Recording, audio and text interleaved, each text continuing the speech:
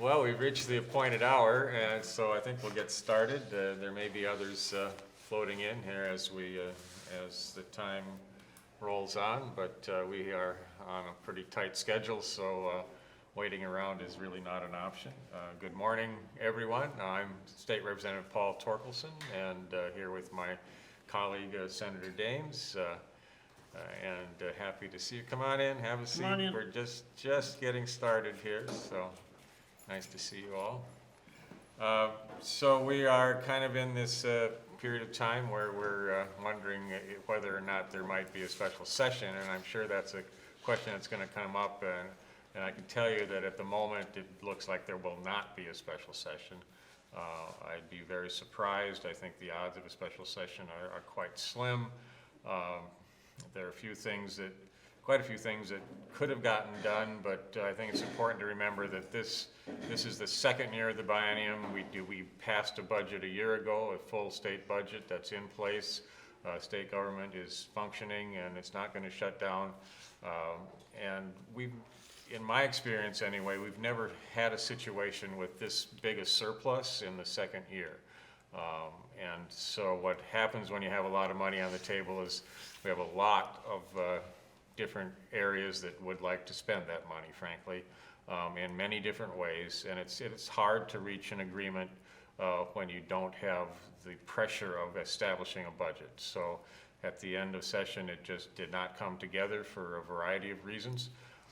But we will move on, and I will just cover a few things that we did get done during session, and I think some good work did get done. And just to remind folks of that, first off, we did pass reinsurance, which is partially subsidized by the federal government, but is also some money from the state goes into it. That helps stabilize the private health insurance market. So for people that have to buy their health insurance in the private market, it's gotten very expensive, and without the reinsurance program, it would be even more expensive. So we'd have more people that would be actually uninsured because they wouldn't be able to afford it. So that was an important step. The unemployment insurance fund, you may remember, was upside down basically as a result of COVID. So we owed the federal government a substantial amount of money to replenish that.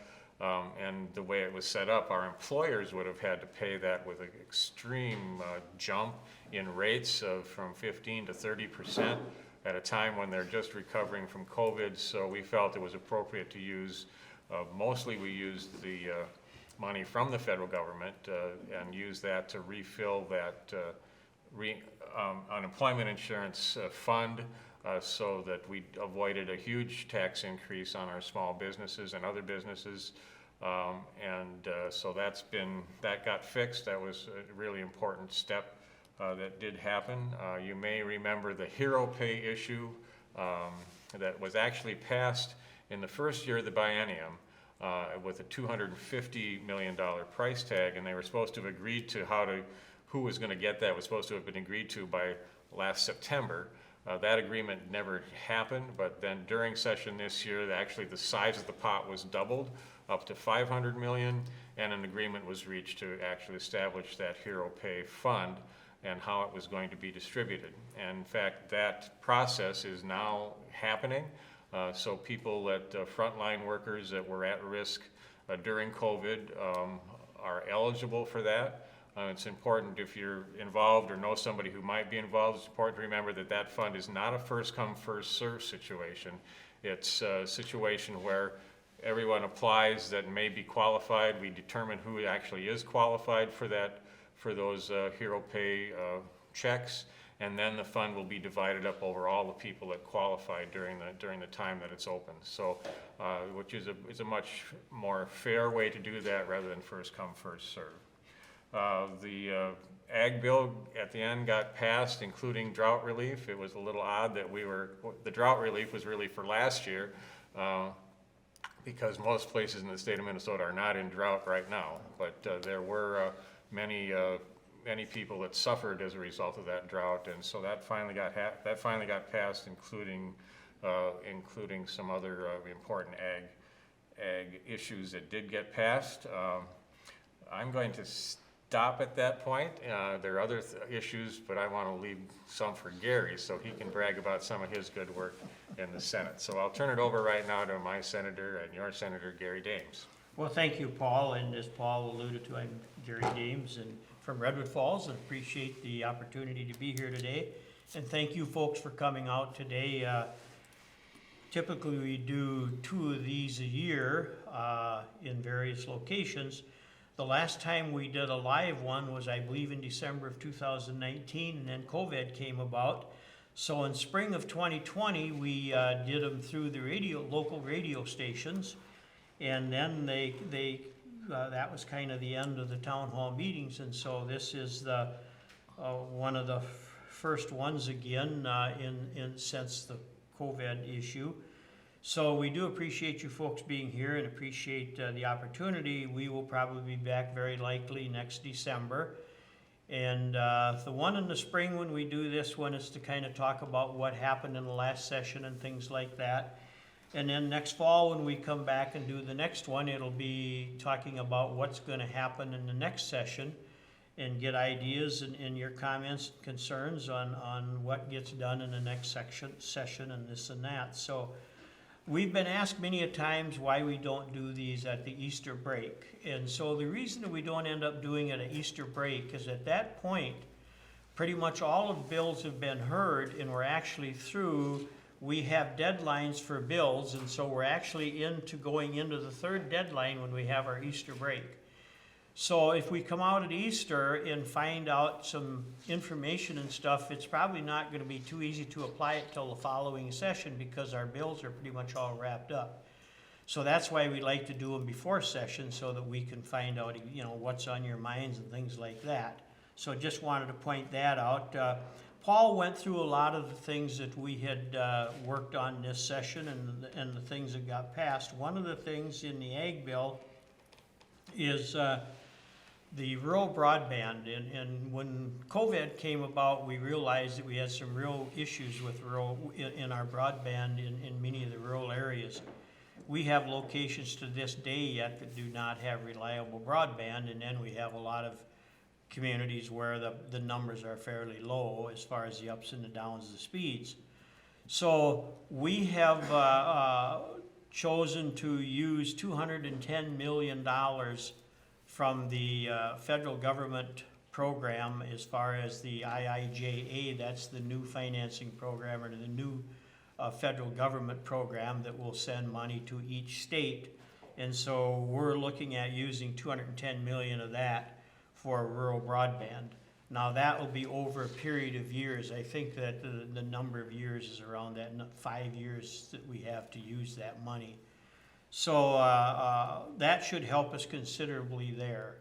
The other thing in the Ag Bill is that we did have money for the Animal Board of Health and the veterinarians' diagnostic labs, and fortunately we put that money in there because shortly after that we had an outbreak of the bird flu again, and so that's been an issue. I don't know how many flocks have been involved. I think it's around 80.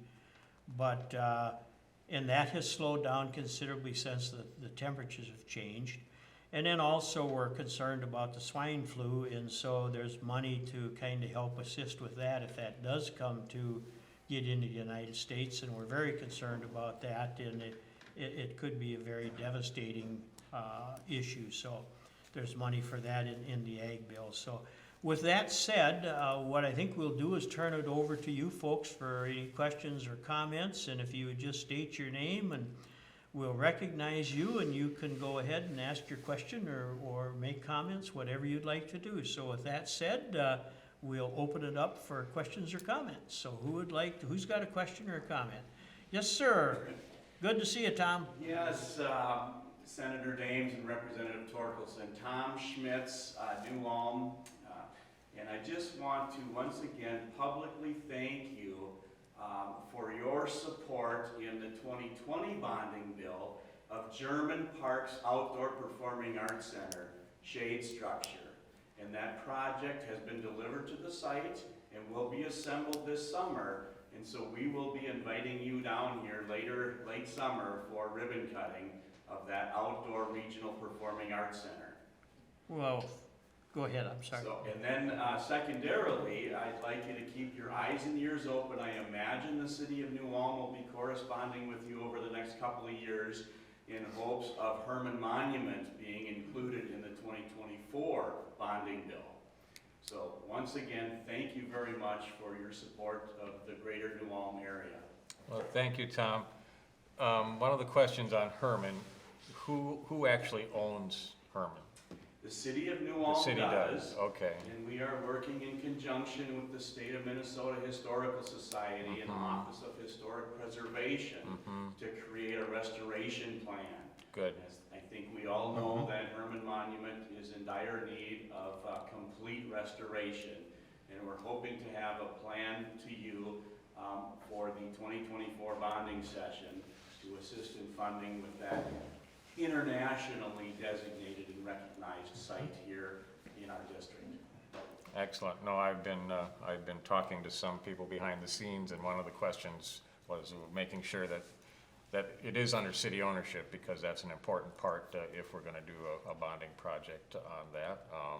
And I believe it's one of the things we look at in bonding is the project, does it have regional significance, not just a local thing, but it is regional, and as you mentioned, it's international, so that's a pretty big region. Yes, again, thank you very much. Well, thank you, and we certainly do appreciate the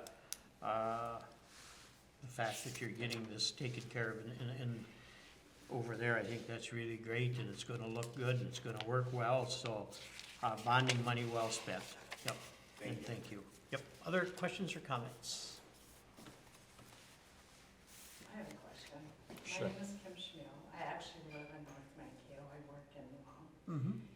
With this large surplus, how much of that money was agreed upon and how much is left? And where is that money that's left on the table going? Okay, so we've spent probably, I'm gonna say close to $3 billion. We did have the programs that we talked about here, that Paul and I have outlined. I would say that's somewhere between 2 3/4 to $3 billion. The balance of that is in the fund, and it'll sit there for use for next year. So there's probably 10 billion, 10.7 billion roughly, and that's still sitting in the fund, and it will be available for next year. So it won't be assigned to anything until we do the next session, and that's when it would be assigned. So in And, the you know, meantime, we're still getting taxed at the same rate and that money is just growing and could be used for other things. If we could come together and make some agreement on that. Yes, if there was, and we had a tax bill, and in that tax bill, there were several pieces of that tax bill, and that tax bill, it was around a $3 billion tax bill, tax reduction bill, and that would have been for the first year. And then there were the tails in it, so at the end of the process, it was about an $8 billion cost for the tax reduction that we had proposed. Different pieces of that bill, one of the parts of the bill was the elimination of the tax on Social Security benefits. Another piece of that bill was to reduce the first tier of the income tax table, a reduction in that table. Another piece of the tax bill was under the estate taxation. Currently, there's a $3 million pass-through. So the first $3 million of an estate, you do not pay Minnesota estate tax. So what we had in the bill was a clause called portability. So let's say that there's a husband and a wife, and one of them, the first one to pass away, let's say instead of using the full $3 million, they only used $2 million. Currently, the other $1 million is gone. It wouldn't be used, and the next spouse could not use it. Under the portability portion of it, in our tax bill, if somebody passed away and they only used $2 million of their pass-through, the remaining spouse, that estate could use the balance of the $1 million. They could use that on top of what they were going to get for their pass-through. Now, one of the reasons that's fairly important is because a lot of times we have small businesses or we have farmers that would like to pass some of the land or some of the business to their son or daughter. But in many cases, that's pretty hard to do because it affects, if they take that much money and pass it through, it's going to affect the operation of the business or the farm. And so this would allow for the second spouse to pick that up. There were also property tax relief, and I'm not just sure what was in there on property tax relief.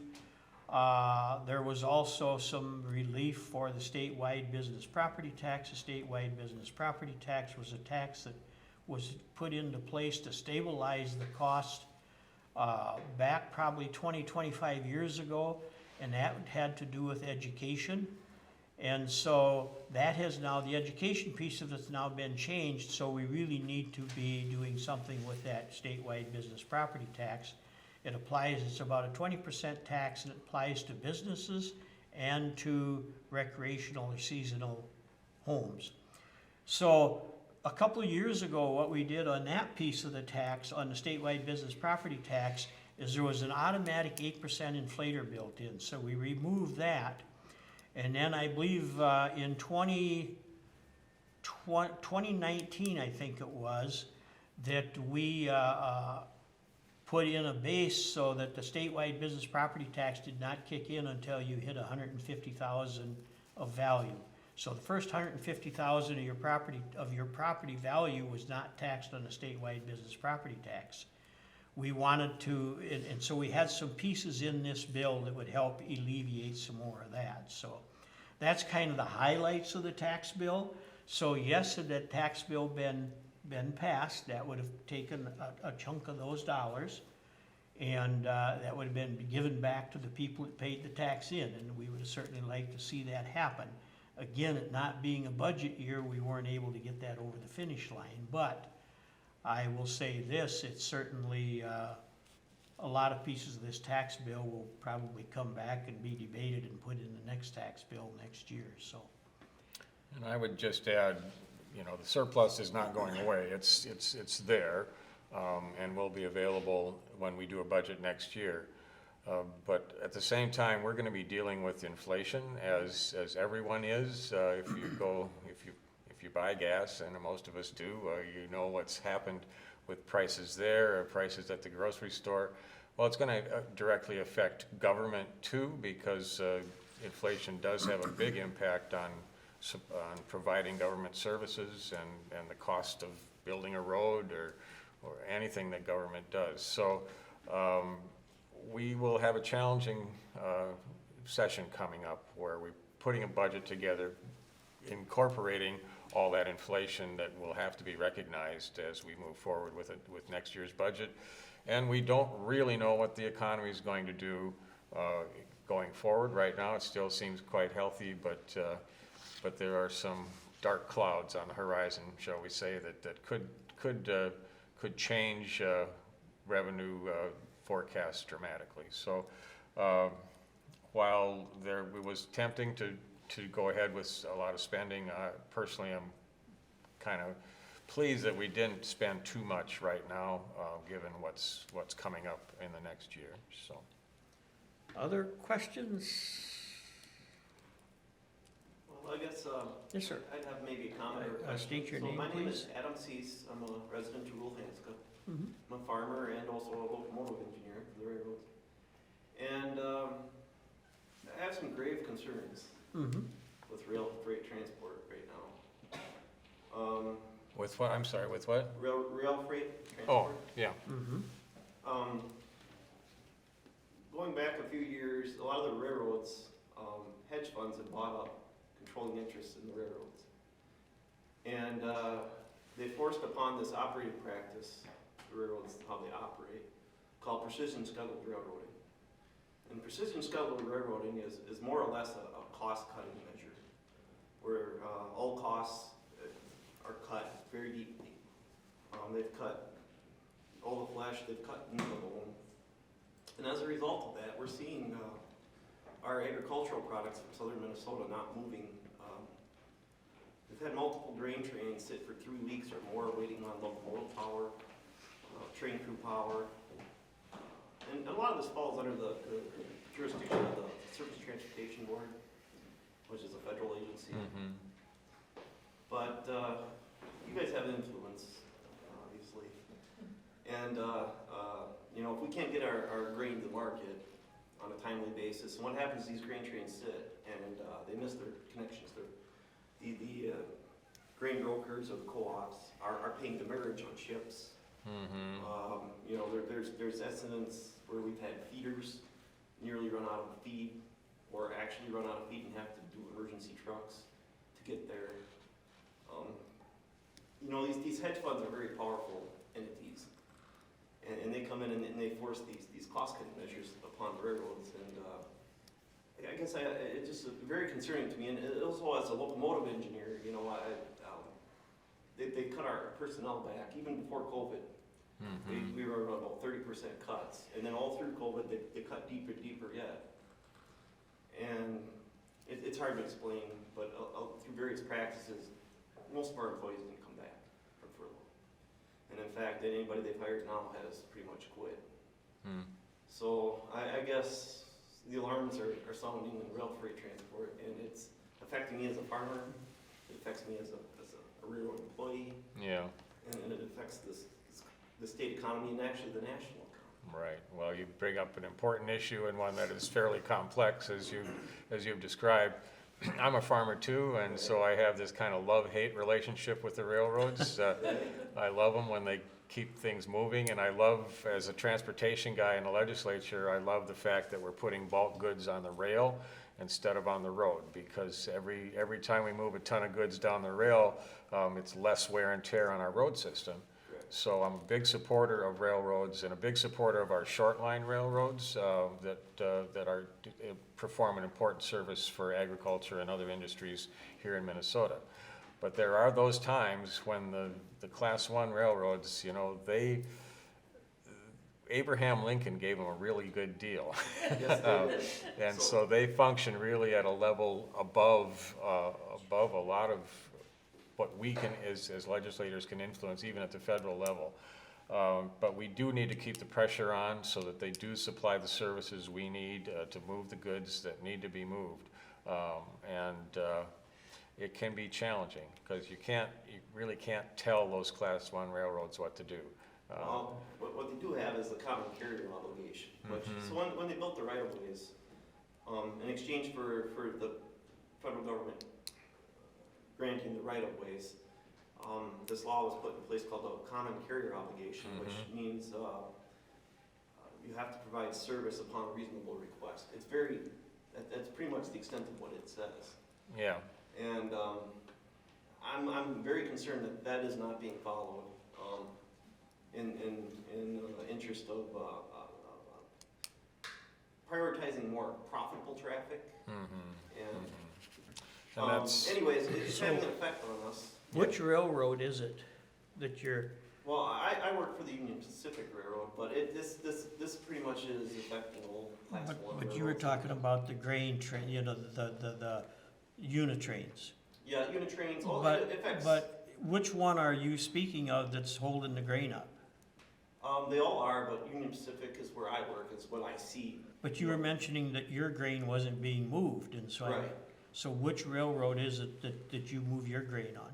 Union Pacific. Okay, thank you. So, Yep. like, my grain moves through Poet ethanol. Mm-hmm. It also moves through, like, Medelia Terminal. Yeah, and it's kind of that classic situation where the Class 1s go to the highest profit and service that most effectively and leave others behind. And So, Yeah. really what happened here is the hedge funds have pushed cuts so far that they cannot operate. well, and we're seeing labor shortages. You described in rail, we've seen labor shortages in virtually every industry right now, partly as a result of COVID, partly as a result of our aging population. Lots of people hit retirement age in the last few years because we've got a bubble in the demographics. So Right. it's multiple challenges that are making this whole, really comes back to the supply chain situation that we've been in, where we just aren't getting things where they need to be, when they need to be there.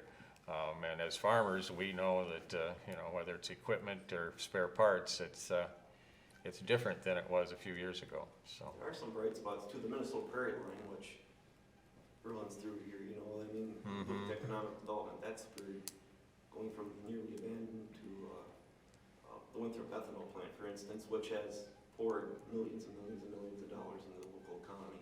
Yeah, no, I'm a big supporter of our short lines, not Right. just Prairie Line, but there's a number of short lines around the state that have kept some rail in place that otherwise would have probably been abandoned. Over the last number of years, we've seen a lot of rail lines abandoned, but the short lines have stepped in and kept some of those in place and improved them in many cases, and so we hope that continues, so. Now, the Minnesota Valley Rail, that's the one that starts over in Carver County and then goes all the way over to over to Hanley Falls. And you can just watch as that track is getting improved and upgraded. You can just watch. The Winthrop ethanol plant is on that track. And it's just amazing how the economic development comes to those communities when that track is upgraded and they can start hauling larger loads and longer, the unit trains. It makes a big difference. That's why I was wondering which railroad and stuff it was. Yeah, no, I I served- served one along 60. Yeah, I served in the board of directors for the Minnesota Valley Rail for a while, so that's why I was curious as to which one it was, but it kind of looks like we got two issues here. One is the moving of the goods and the other is the employment basis. Employment basis, Yep. yes, and we're in contract negotiations with the union right now. Sure. Yep, yeah, You know how that works. yes. That's changed a lot too over the Yes, last it couple has. of I years. know we had discussions with you about the two-person crew bill, for instance, Yeah. Yep, which I still support, by the way. I'm Right. not a bit surprised, so, yep. thanks for that. Well, thanks for the information. We certainly do appreciate it, yep. Other questions or concerns? Comments? Got an easy group today, Paul. Yeah, I'll just, as you're thinking about your next question, I'll just mention a couple of other things that did get done. Right at the end of session, we did pass a mental health bill that I believe took some steps in the right direction. Mental health has become a very important issue. I think partly, again, as a result of COVID. COVID seems to have affected everything in one way or another. But also because we've had a real shortage of the proper facilities to handle mental health crises.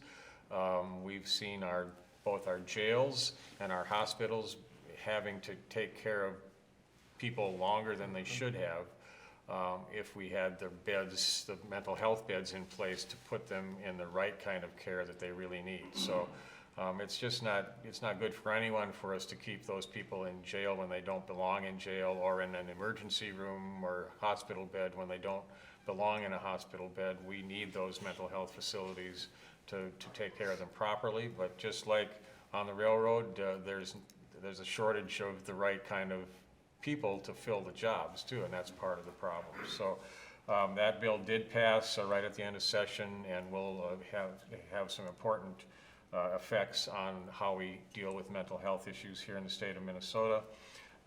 We did also, Gary didn't mention it, but he was on a completely different note. He was, as Chair of Commerce, we did pass a liquor bill this year. Liquor bills don't pass very often in the legislature, but we did pass one this year that got the kind of the tag name of Free the Growler. If you're familiar with our small breweries, here in the state of Minnesota, they were restricted on selling growlers, and now they can. And there's a lot of them. It's amazing how many breweries there are all around the state. Of course, we have a larger one here in New Ulm at Shell's, but we were just in Sleepy Eye where they have a small brewery downtown, and that was a big benefit for those. And it's a complicated area to work in, and I'm glad to see that got done. So there were some other things that actually did get done, in spite of the fact that, of course, there were some things that did not get done. We also, on the transportation bill, I know there's a concern by constituents because there's gonna be quite a few dollars coming in for transportation on the IIJA funding program through the federal government.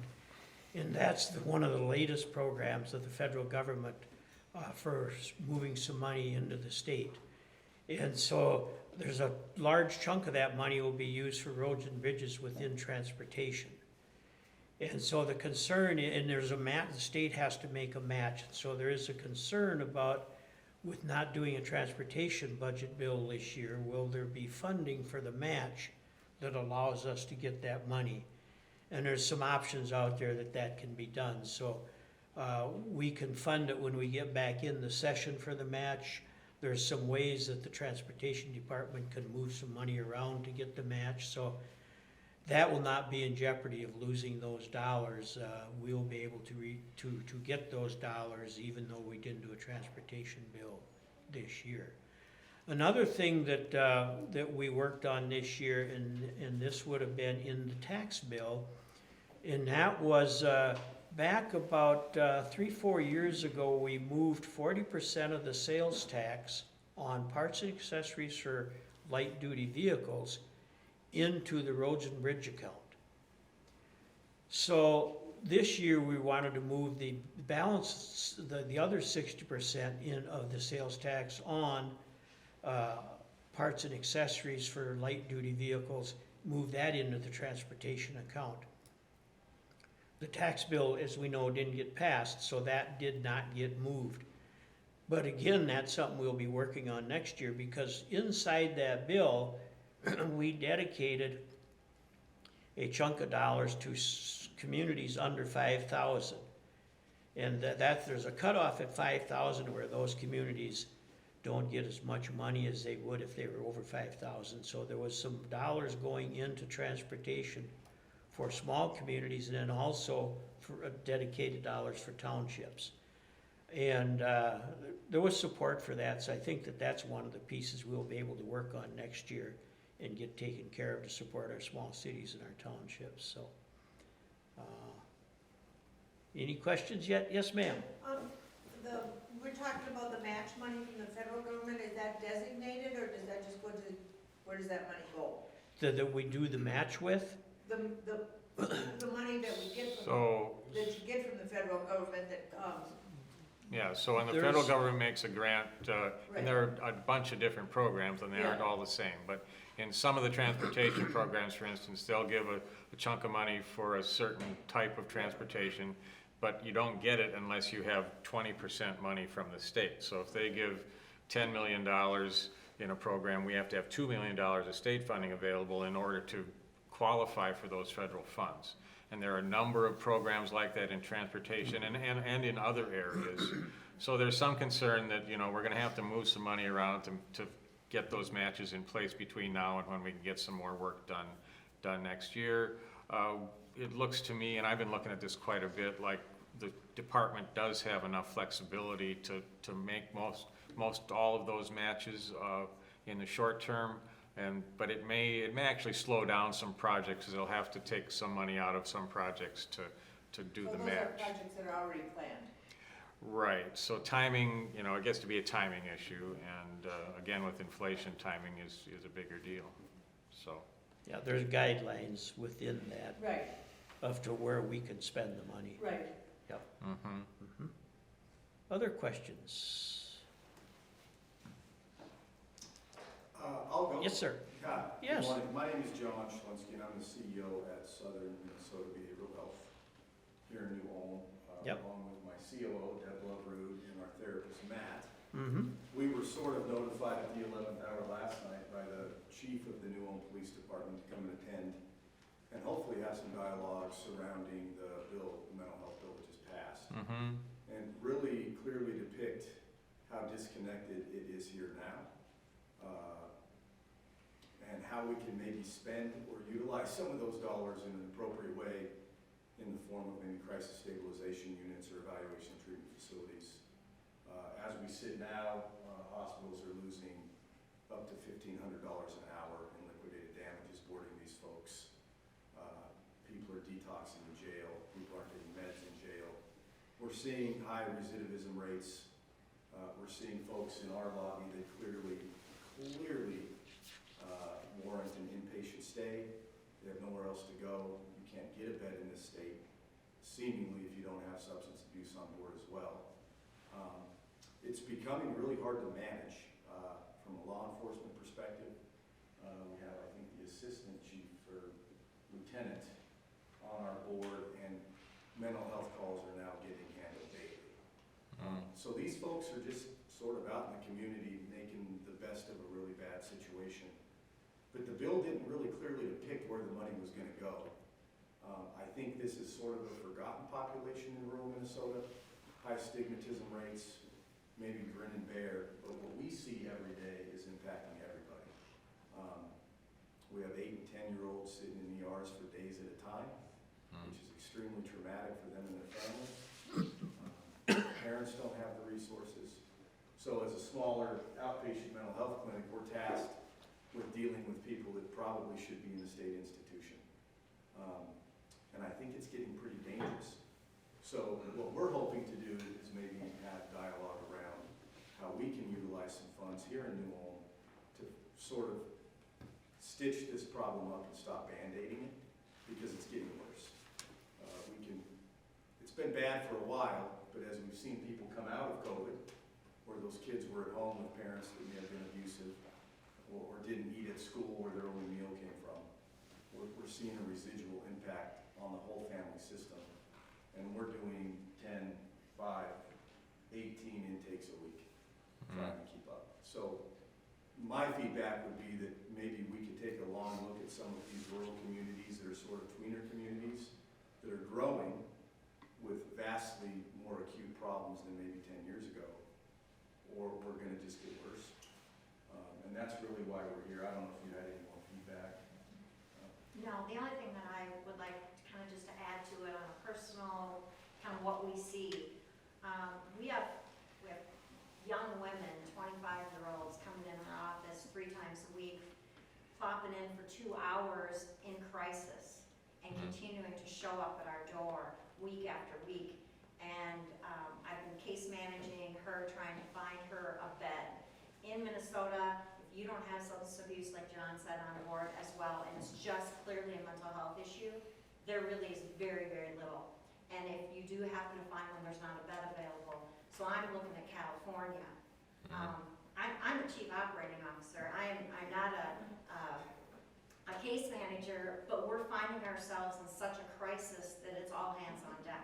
I spend hours every single week case managing young people whose families have been completely torn apart. We have a family where the mom and dad are just, they're being destroyed by their 25-year-old daughter, who has no home, has no job, has nothing, and is fighting her way to stay out of inpatient. So we're having to kind of, she's so mentally ill. The only help she has is coming to an outpatient clinic. We're not set up for that. Our idea would be able to have maybe a 10-bed crisis stabilization unit. We've got enough land in our courtyard, we can do something. It's the funds. And we hear all the time about school linked and shoving all this money into the schools for mental health. We did that. There's no therapists that want to go into the schools and do that job, and that's because of a couple reasons. One being, the schools are very much a very tight community. I'm a teacher, Our people are not in there every day. They may come in for 3 hours, they may come in for an afternoon, they may come in for a day, but they're put in the basement in a hall closet because there's no space. They're not integrated into the school system, so they feel very disconnected. They don't want to be there, and they don't get the referrals that you expect they're getting in these schooling programs. We've actually stepped out of the schooling program because of that. We couldn't hire anybody. We talked to many other people within the state of Minnesota that do the same thing that we do. They're feeling the exact same thing. They can't hire people. So outpatient mental health therapists going into the school is not the answer either. There's got to be, put them in the school, make them integrated in the school, yes. But these outside people coming in, we need a better referral system between us and the schools, us and the jails, us for us, New Ulm Medical Center. The whole system is broken. Well, thank you for bringing this important issue forward. So short term, if there's, as you described, if that bill didn't really clearly define how those resources should be used, we should get to work on that. And we'd be happy to hear your specific ideas, and try to work with the agency to get those resources where they need to be. And, we can't make promises, but we can try to put some pressure on to utilize those resources as effectively as possible. But there are certainly longer term issues that we need to take a closer look at next session. And as I described earlier, I think we're aware that there's a crisis, but it's one of those where so far it's been inadequately addressed. So I think the grand focus would be to maybe transition this state to an integrated care model like all the other states have, where there's numerous front doors, not just one in a hope. Minnesota is one of the last states that doesn't have that model. now you're talking above my pay grade, so I need to be educated. So Again, being a small rural mental health clinic, we're here at the behest of the chief of police, and we have meetings with the jail. This is community-wide, so if you think it doesn't impact us, it does. Oh, sure. In different forms.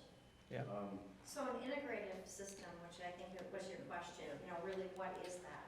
Right now in Minnesota, we have the mental health here and we have substance abuse over here, right? But yet we know very well that people who have substance abuse issues are probably more than not have a chemical dependency issue as well. Mental health and chemical dependency are going hand in hand. You're trying to run from something or run towards something. In Minnesota, you guys keep them completely, not you guys, but they're completely separate. That's not a way to treat the whole person. And yet you go to your local physician, right? And you walk out of there and they've given you the sheet of paper that gives you all the things that you just discussed today, and here's your plan and all of that. But maybe that plan needed to include some mental health, or maybe it needed to include some substance abuse treatment. Minnesota doesn't work like that. And so you guys are trying to do funding in two different silos, when it really is a lot the same problem. yeah, well, thanks for that, and we will communicate. If this is kind of out of my, certainly out of my area of expertise, but we have people that pay more attention to this, and if there are models in other states that are working, we should emulate those, in my opinion. Perfect, thank you. I think we were talking about where the money was going from this bill Paul was talking about. I think, as I understand, that money was going to be, we were going to use the model that we had with the pharma bill where that money was being assigned. And I think this was going to follow that same track. That doesn't mean it needs to, or doesn't mean it should. Obviously, it appears there's a better track probably for it to be being used for, but I think that's where it's at right now, is that it's going to follow that model, but that doesn't mean it needs to. So, as Paul said, we certainly need to communicate on this and see what can be done. Thank you. Thank you for coming. Yeah. Yep. And thank you, folks. Other questions or concerns?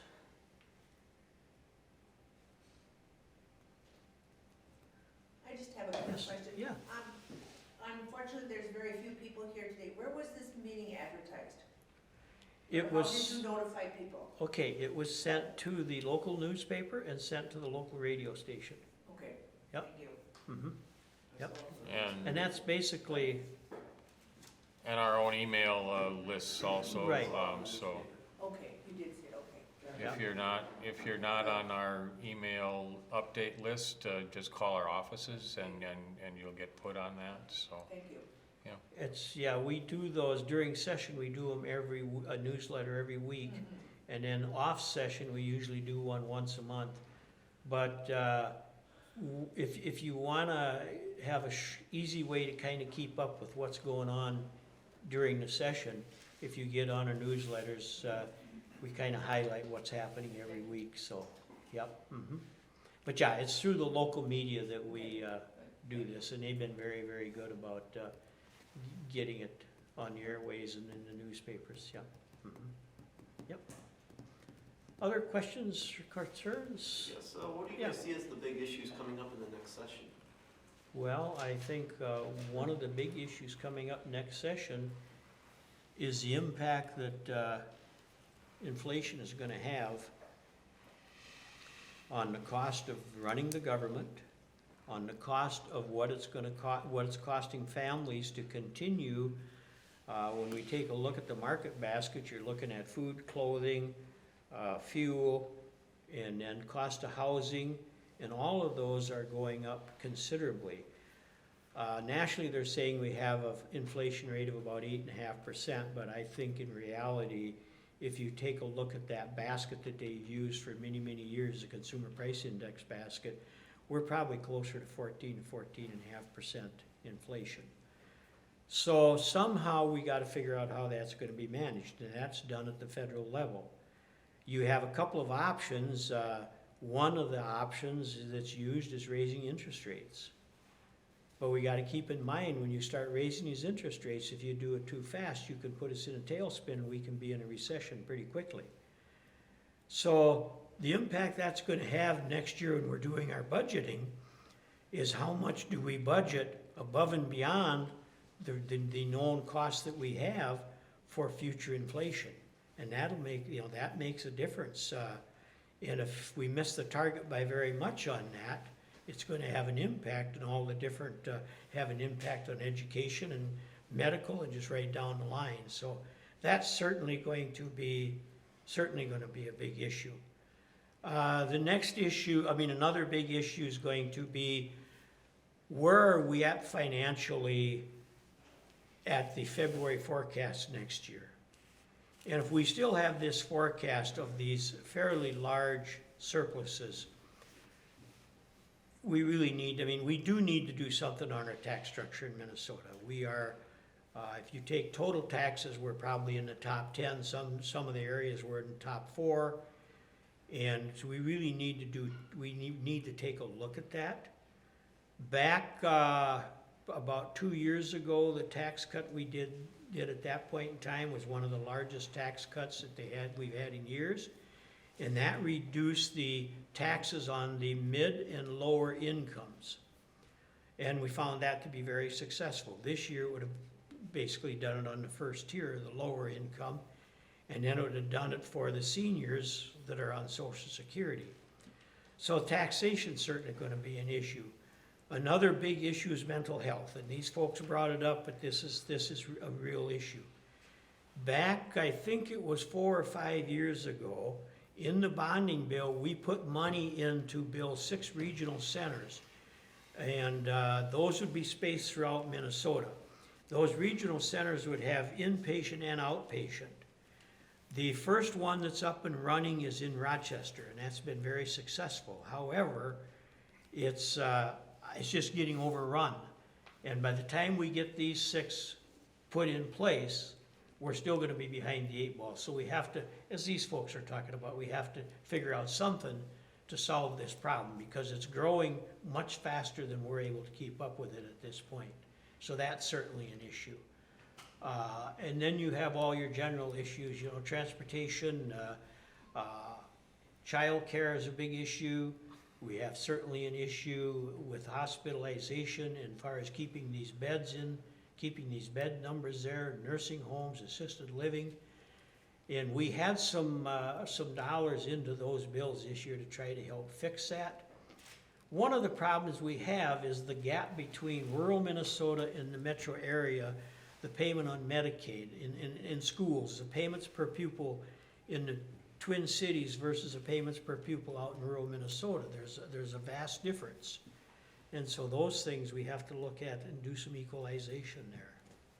Paul, want to make any We have comments? a lot of work to do, Gary. Yes. I That's just why go I have back. you at my side.